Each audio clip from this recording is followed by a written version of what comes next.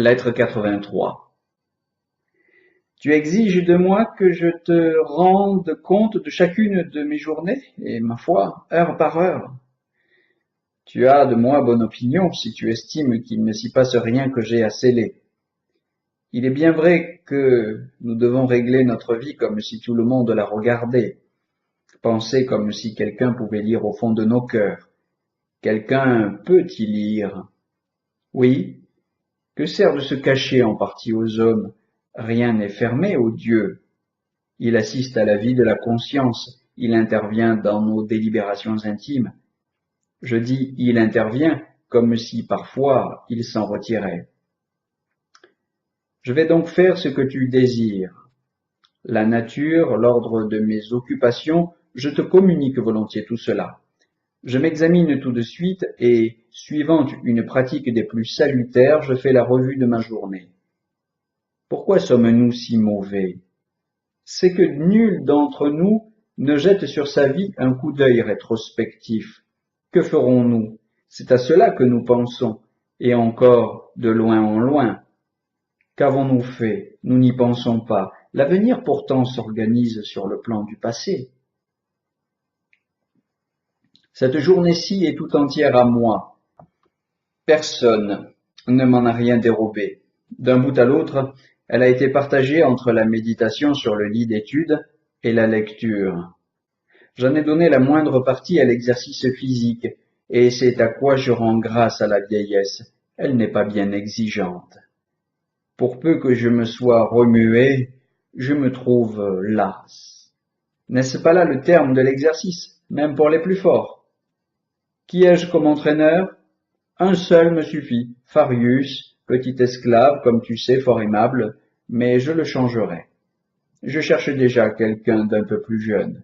Celui-ci prétend que nous sommes tous deux dans la même crise d'âge, parce que les dents lui tombent et à moi aussi. Cependant, je ne l'atteins déjà pas sans peine à la course. D'ici quelques jours, je ne le pourrai plus. Vois le profit que je retire de mes exercices quotidiens. La distance devient bien vite très grande entre deux personnes qui vont en sens contraire. Dans le temps qu'il monte, moi je descends, et tu n'ignores pas combien de ces deux façons d'aller, l'une est plus rapide que l'autre. Encore n'ai-je pas dit vrai. À mon âge, on roule en bas de la pente, on ne la descend pas. Tu veux savoir le résultat de notre lutte d'aujourd'hui? Chose rare à la course, nous avons fait match nul. À la suite de cet exercice ou, pour mieux dire, de cette fatigue, je me suis mis dans l'eau froide. Ainsi appelle-t-on l'eau à peine échauffée. Moi qui, grand amateur de bains froids, qui ne manquais pas au matin du 1er janvier d'aller saluer la pièce d'eau des thermes, moi qui avais coutume d'inaugurer l'année non seulement par une lecture, une composition écrite, un discours, mais par un plongeon dans l'eau vierge, j'ai opéré un recul stratégique, d'abord sur le Tibre, puis en cette baignoire qui, lorsque je m'en sens bien vigoureux et que tout s'exécute en conscience, n'a pour la tempérer que le soleil. Encore un pas, et je suis au régime des bains à étuve. Je prends ensuite du pain tout sec. Je fais une collation sans table, après laquelle il n'y a pas de mains à laver. Ma sieste ne dure guère. Tu connais mes habitudes, mon sommeil est très court, ce n'est qu'une halte. Il me suffit d'avoir cessé d'être éveillé. Parfois, j'ai pleinement conscience d'avoir dormi. Parfois, je m'en doute seulement. Voici qu'éclatent les cris du cirque. Une soudaine, une universelle acclamation frappe mes oreilles, sans toutefois m'arracher à mes réflexions, sans même les interrompre. Je supporte le bruit, très patiemment. Le grondement confus d'une foule est pour moi comme le flot, comme le vent qui fouette la forêt, comme tout ce qui ne rend que d'inintelligibles sons. Mais quelle est, en cet instant, la pensée qui m'occupe? Tu vas le savoir. Je continue une réflexion que je m'étais faite hier. Comment des esprits du reste si éclairés ont-ils bien pu imaginer pour les vérités les plus importantes des démonstrations si faibles, si embrouillées, qui, à les supposer vraies, présentent toutes les apparences du mensonge? Pour nous détourner de la passion du vin, que fera Zénon, le grand Zénon, fondateur d'une secte entre toutes courageuse et vénérable? Écoute le raisonnement qui lui sert à établir que l'homme de bien ne s'enivrera pas. Personne ne fait de confidence à l'homme ivre, or on en fait à l'homme de bien. Partant, l'homme de bien ne sera pas ivre. Remarque comme, en opposant syllogisme à syllogisme, on pourrait s'amuser à ses dépens. Prenons celui-ci parmi tant d'autres. Personne ne fait de confidence à un homme endormi, or on en fait à l'homme de bien, donc l'homme de bien ne dort pas. Posidonius allègue le seul argument possible en faveur de notre Zénon. Malgré tout, la cause demeure, à mon avis, indéfendable. Le mot ivre se prête, dit-il, à un double emploi, soit dans le cas de l'homme pris de vin et qui n'a plus son bon sens, soit qu'il s'agisse de l'homme qui a des habitudes d'intempérance et qui est esclave de ce vice. Zénon désigne non l'homme en état d'ivresse, mais le buveur d'habitude, à qui nul ne confiera des secrets que le vin lui ferait peut-être trahir. L'argumentation porte à faux. Le premier membre du syllogisme concerne celui qui est en état d'ivresse, non celui qui à un moment donné se trouvera dans cet état. Il y a en effet, tu l'accorderas, une très grande différence entre le mot ivre et le mot ivrogne. L'homme ivre peut l'être pour la première fois et n'avoir aucun penchant à ce vice. L'ivrogne peut souvent n'être pas ivre. J'applique donc au mot sa signification ordinaire, d'autant plus qu'il est employé par quelqu'un qui se pique d'exactitude et pèse ses expressions. Ajoute que si Zénon l'a entendu et a voulu le faire entendre au sens d'ivrogne, alors il a cherché par là, au moyen d'une équivoque, à donner le change, procédé interdit à quiconque cherche la vérité. Mais j'accorde qu'il l'ait entendu ainsi. On tire de là une prémisse fausse quand on prétend que l'on ne communique pas ses secrets à celui chez qui l'ivrognerie est une habitude.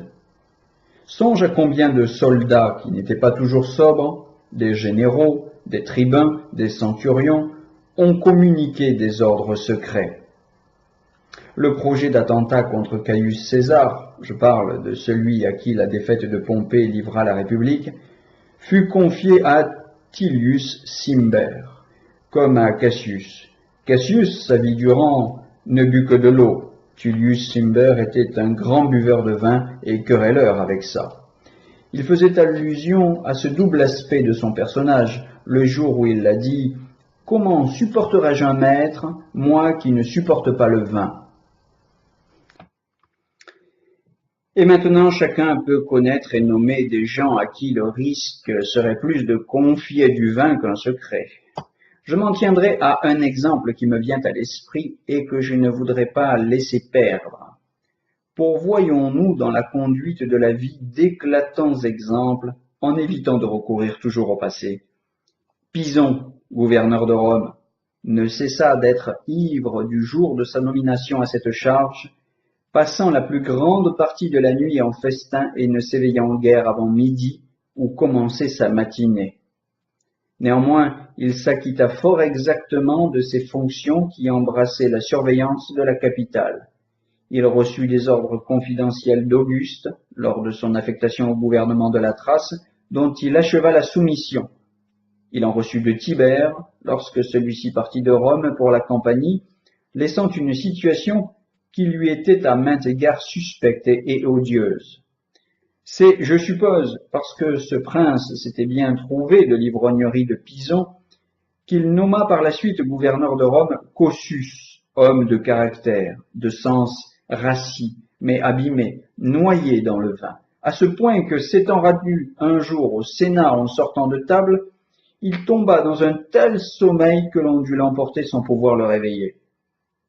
C'est cependant à un pareil homme que Tibère écrivit de sa main bien des choses qu'il ne jugeait pas à propos de confier même à ses ministres. Des secrets d'ordre politique ou privé que reçut Cossus, aucun ne lui échappa. Écartons donc ces banales déclamations. L'âme, dans les liens de l'ivresse, cesse de s'appartenir. Comme les tonneaux eux-mêmes éclatent sous l'action du vin nouveau dont l'effervescence pousse à la surface toute la lie qui gît au fond, ainsi les vapeurs de l'ivresse amènent sur les lèvres tout ce que le fond du cœur recèle et le découvre au monde. Chargé de vin, on ne retient pas ses aliments qu'un trop-plein de liquide refoule, ni davantage ses secrets. Les siens, comme ceux des autres, débordent indistinctement.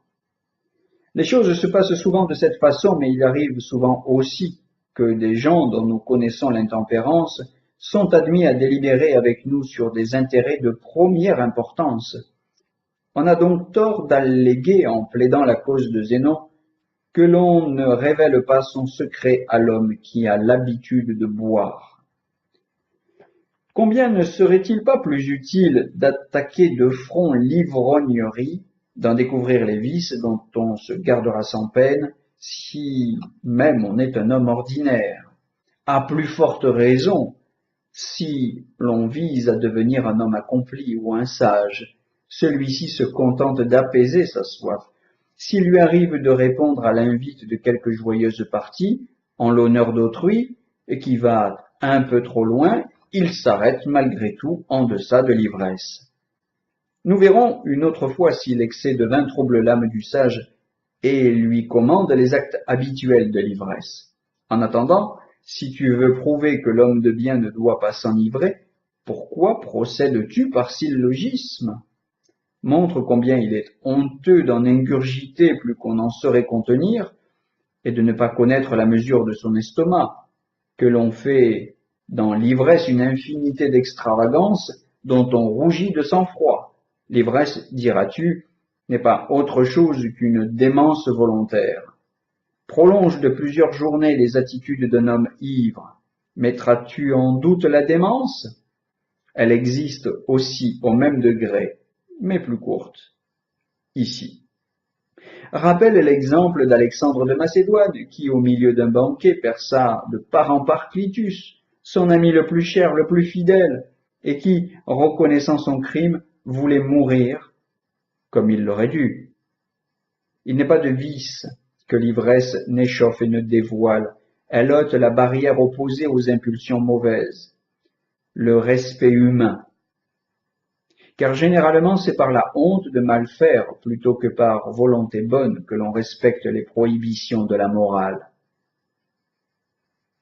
Lorsqu'une trop brutale poussée de vin tient l'âme asservie, tout ce qui s'y cachait de dépravation se montre à la surface. L'ivresse ne crée pas le vice, elle le produit au grand jour. Alors le sensuel, sans même attendre le secret de la chambre à coucher, accorde immédiatement à ses désirs tout ce qu'il réclame. Alors l'efféminé fait voir sa maladie ouvertement et la donne en spectacle. Alors l'insolent ne retient ni sa langue ni sa main.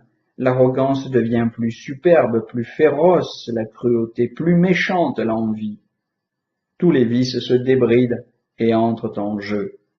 Joint à cela le sentiment du moi suspendu, la parole hésitante, embrouillée, le regard vague, la démarche zigzagante, les vertiges, le plafond qui bouge comme si la maison entière pirouettait dans un tourbillon, les affreuses crampes d'estomac quand le bouillonnement du vin distend jusqu'aux entrailles. Néanmoins, d'une manière ou d'une autre, on résiste à ces malaises, tant que le vin exerce seul ses effets. Mais qu'advient-il s'il se corrompt dans le sommeil et si l'ivresse tourne à l'indigestion? Représente-toi les désastres qu'a enfanté l'ivresse devenue mal endémique. Elle a livré à leurs ennemis les peuples les plus ardents aux entreprises guerrières. Elle a ouvert des places opiniâtrement défendues depuis de longues années contre une offensive obstinément renouvelée. Elle a réduit à la merci de l'étranger les plus obstinés à refuser le joug. Elle a dompté, par un peu de vin pur, ceux qui étaient invincibles à toute une armée rangée en bataille. Je faisais tout à l'heure mention d'Alexandre. Tant de marches, tant de combats, tant d'hivers traversés nonobstant les intempéries et la difficulté des lieux, Tant de fleuves descendant de régions inconnues, tant de mers le laissèrent finalement en sûreté, et les excès de la boisson, la fatale coupe d'Hercule, le mirent au tombeau. Tenir beaucoup, la belle gloire. Après que tu auras emporté la palme, et que les autres buveurs terrassés par le sommeil et vomissants ne pourront plus répondre à tes défis, quand demeuré seul debout de toute la tablée, tu auras la victoire complète due à ta magnifique vaillance. Personne n'ayant tenu autant de vin que toi, un cuveau sera ton vainqueur. Cet Antoine, qui était un grand homme, une belle intelligence, qu'est-ce qu'il a perdu en le faisant passer sous l'empire des mœurs étrangères, de vices qu'ignorait le Romain? Son ivrognerie et son amour pour Cléopâtre qui égalait sa passion pour le vin. Voilà ce qui l'a fait ennemi de l'État, ce qui l'a fait inférieur à ses ennemis. Voilà ce qui lui inspira l'ordre cruel d'apporter à sa table les têtes des principaux citoyens, alors qu'au milieu des plus somptueux festins et des profusions d'un luxe trop royal, il cataloguait les visages, les mains des proscrits, alors que lourd de vin, il avait encore soif de sang. Il était abominable qu'il s'enivrât en commettant ces ivrogneries, combien plus abominable qu'il les commit dans le fort de l'ivresse. D'une manière générale, l'ivrognerie mène à sa suite la cruauté, car elle fausse et exaspère une raison saine, de même qu'une maladie qui se prolonge fait du patient un quinteux, entrant en fureur à la moindre contrariété. De même, l'orgie continue rend les caractères féroces. Dans une âme souvent hors d'elle-même, la folie durcit en habitude, de sorte que les vices qu'a engendré le vin n'ont plus besoin qu'il agisse pour prospérer. Explique donc pourquoi le sage doit être tempérant. Montre la laideur de l'ivresse et ses dangers par des faits, non par des mots.